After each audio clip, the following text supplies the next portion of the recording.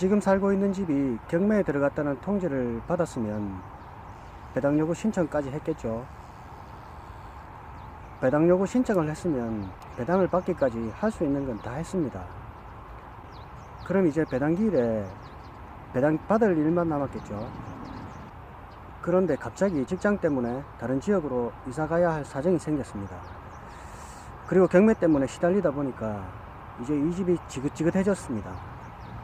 아직 배당도 받지 못했는데 배당 받기 전에 이사를 나간다면 어떤 문제가 없을까요? 지난번 영상에서는 배당 요구 종기일에 대해서 설명을 드렸는데요. 이 배당 요구 종기일까지 대항력을 유지하고 있어야 됩니다. 즉 살고 있어야 된다는 말입니다. 만약에 배당 요구 종기 전에 이사를 나가게 되면은 배당을 받을 수가 없습니다. 이번에는 배당 요구 종기일이 지나서 이사를 했습니다. 대항력을 인정받기 위해서죠. 그런데 경매가 취하가 되었답니다. 집주인이 돈을 갚기로 은행하고 합의가 돼서 은행이 경매를 취하시킨 거죠. 그런데 아직 배당도 받지 못했는데 저는 이사를 나갔습니다. 그리고 다시 경매가 시작된답니다. 그러면 새로 시작된 경매에서 나의 대항력을 인정받을 수 있을까요? 배당은 받을 수가 있을까요? 가능성은 희박합니다. 소송을 통해서 다퉈볼 수는 있겠지만 시간적, 금전적으로 손해가 막대합니다. 그러면 이사도 나가고 깔끔하게 대항력도 유지하는 방법이 없을까요?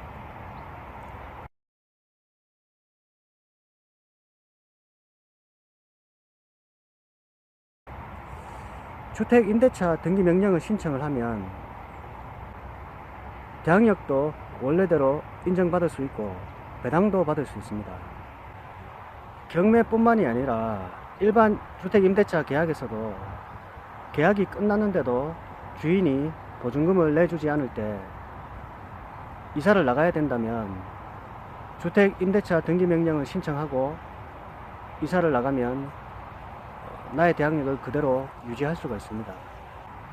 전세권 등기와 달리 주택 임차권 등기명령 신청은 집주인의 동의 없이 임차인이 혼자 신청할 수가 있습니다.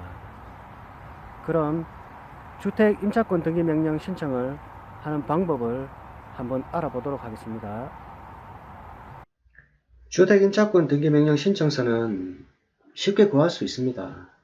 소개를 해드리자면 대한민국 법원 전자민원센터에 가셔서 전자민원센터에 가시면 쉽게 구할 수가 있습니다. 자, 한번 보여드릴게요. 양식 모음을 클릭하시고 신청사건이니까 신청을 클릭합니다. 여기 보시면 주택임차권 등기명령 신청서라고 있죠. 클릭해서 다운을 받으시면 자, 이렇게 뜹니다. 제목이 있죠. 주택임차권 등기명령 신청서, 신청인, 피신청인, 신청 취지가 있고 아래가 있습니다. 그리고 신청 이유, 첨부 서류가 있죠. 한 페이지로 간단하게 되어 있습니다. 자, 신청서를 구체적으로 한번 살펴보면은 신청인, 임차인 난이죠. 여기다 임차인의 이름과 주민등록번호, 주소를 기재합니다. 그리고 연락이 가능한 전화번호를 기재하시고요. 피신청인은 임대인이 되겠죠. 이름과 주소를 기재하십니다. 그리고 아래에 보시면 신청 취지라고 있죠. 신청 취지는 재판부로부터 내가 명령받기를 원하는 결과를 입력합니다. 제가 간략하게 입력을 해놨는데요. 별지 목록 기재 건물 중 별지도면 표시, 기역, 니은, 디귿, 리을, 기역을 순차로 연결한 선내 가 부분 몇 제곱미터에 관하여 아래와 같은 주택 임차권 등기를 명한다 라는 결정을 구합니다. 간단하죠? 간단한데 이렇게 기재한 건 주택의 일부분을 임대차 계약했을 때 이렇게 기재를 합니다. 기역, 니은, 디귿, 리을, 기역으로 표시를 하는데 이렇게 표시를 하시게 되면은 도면을 첨부하셔야 돼요. 그리고 별지 목록이라는 거는 요 아래 보시면 4번 부동산 목록이 있죠. 별지로 이 부동산 목록을 작성한 걸 별지 목록이라고 합니다. 그래서 자세한 글은 좀 이따 다시 설명을 드리고요. 만약에 이렇게 일부분을 임차한 것이 아니고 아파트처럼 전체를 임차한 경우에는 이것보다 간단하게 작성할 수 있습니다. 한번 보여드릴게요.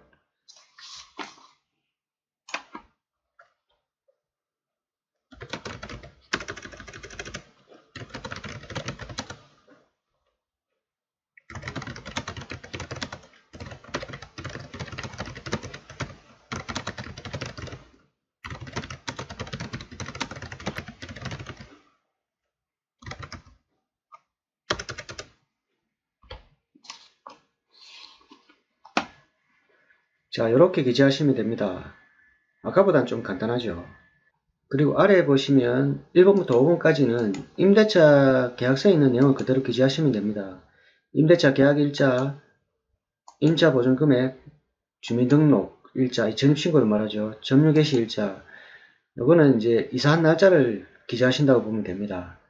그리고 확정일자를 적으시고요. 만약에 보증금이 증액됐다면 증액된 금액을 적으시고요. 증액된 날짜에 확정일자를 한 번 더 찍었을 겁니다. 그러면 확정일자를 2개 작성하시면 되겠죠. 자, 여기 보시면 신청 이유가 있죠. 위에 신청 취지가 내가 원하는 명령을 기재하는 거라면은 여기 잘못 입력한 데가 있네요. 별지 목록 기재 건물에 관하여 이렇게 해야 정확합니다. 다시 신청 취지가 내가 원하는 결정을 입력한 거라면 신청 이유는 그 신청하는 구체적인 이유를 기재하는 겁니다. 예를 들어서 계약기간이 언제부터 언제까지인데 계약기간이 끝났음에도 임대인이 보증금을 내주지 않아서 내용증명을 보내는 등 조치를 취했다. 그런데도 보증금을 돌려주지 않고 있다. 처럼 자세하게 이유를 기재하시면 됩니다. 뭐 어려운 내용은 아닙니다. 우리처럼 경매가 들어간 경우에는 경매 사건 번호 적으시고요. 경매가 진행 중인데 배당 요구를 했지만 배당받기 전에 부득이한 사유로 이사를 해야 되는 사정이 생겨서 임차권 등기명령 신청을 한다. 뭐 그렇게 내용을 기재하시면 됩니다. 자, 첨부 서류에는 1, 2, 3, 4번이 있는데요. 1번 건물 등기부 등본이나 주민등록 등본, 임대차 계약증서 4번은 그냥 첨부하시면 되죠. 4번이 어렵습니다. 4번 부동산 목록은 등기부에 있는 그대로 기재하시면 되거든요. 이 부동산 목록은 앞으로 낙찰받은 후에 등기를 하거나 각종 신청을 할 때 늘 첨부하는 거니까 비용을 아끼는 차원에서 직접 하시는 경우에는 부동산 목록 작성 방법을 아시면 좋아요. 그래서 부동산 목록을 작성한 걸 한번 보여드릴게요. 자, 제가 부동산 표시 목록을 임의로 한번 만들어 봤습니다. 제일 위에 별지라고 표시를 하고요. 그리고 제목을 부동산의 표시라고 기재를 합니다. 그리고 1번에는 토지와 건물을 표시를 하는데요. 토지는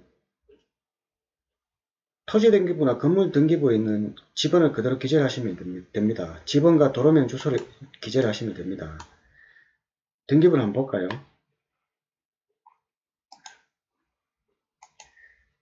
토지 등기부를 보면은 이렇게 주소가 있죠. 지번이 있습니다. 뒤에 있는 지번은 제가 모자이크 처리를 했고요. 그리고 지목이 되죠. 그리고 면적이 나와 있습니다. 이걸 그대로 표시를 하면 됩니다.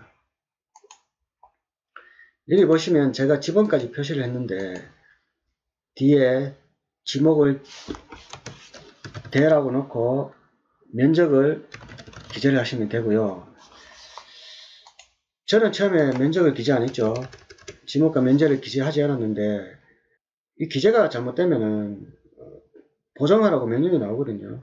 그래서 이 작성하는데 부담을 가지실 필요가 없습니다. 항상 편하게 작성을 하시고요. 조금 수정할 부분이 있으면 보정 명령이 나오니까 그때 수정해서 다시 제출하면 됩니다. 그래서 1번에 지번과 도로명 주소를 입력을 하시고요. 그 아래에 이제 건물을 입력을 하는 겁니다. 건물 등기부를 한번 보겠습니다.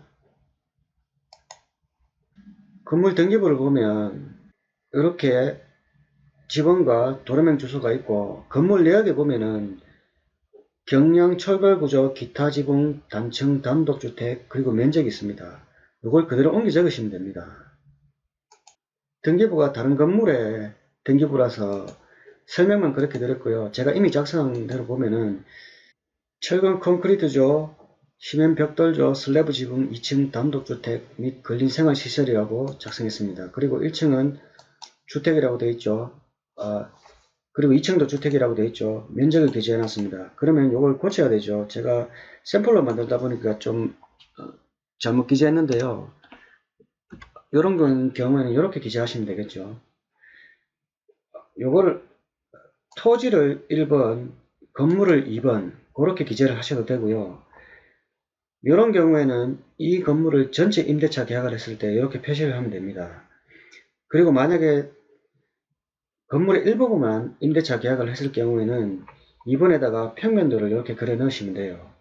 그래서 2층 평면도를 그려 넣으시고 아까 신청 취지에 기역, 니은, 디귿, 리을, 선내 가부분이라고 기재를 했죠.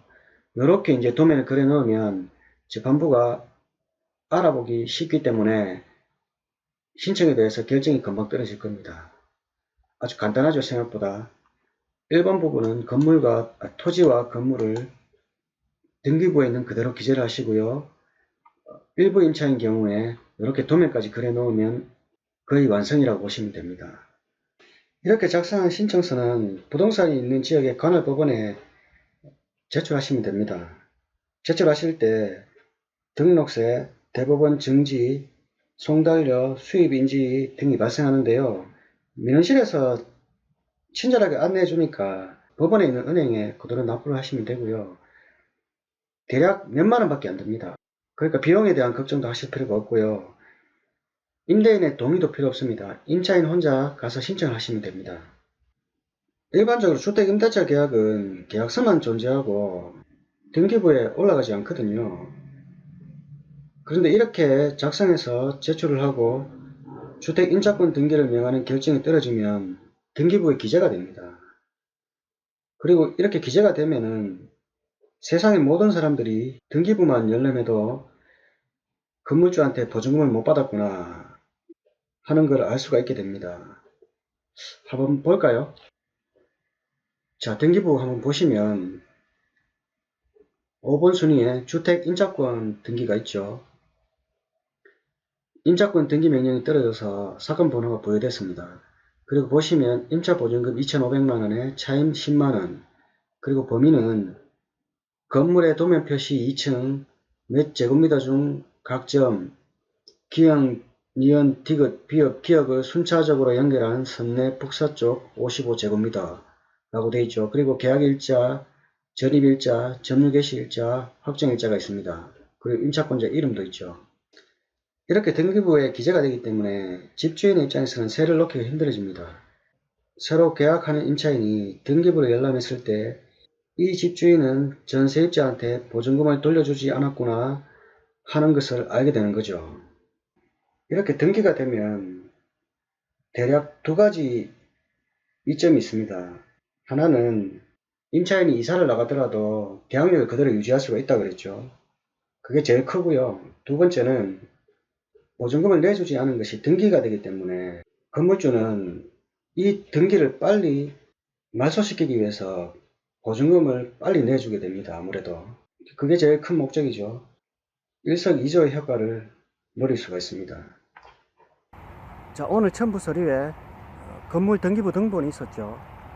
다음 영상에서는 등기부 등본을 열람하는 방법을 알아보도록 하겠습니다. 오늘의 키워드는 배당을 받기 위해서는 배당 요구 종기일까지 대항력을 유지해야 한다. 보증금을 돌려받기 전에 이사를 나가야 한다면 주택 임차권 등기 명령을 신청하자.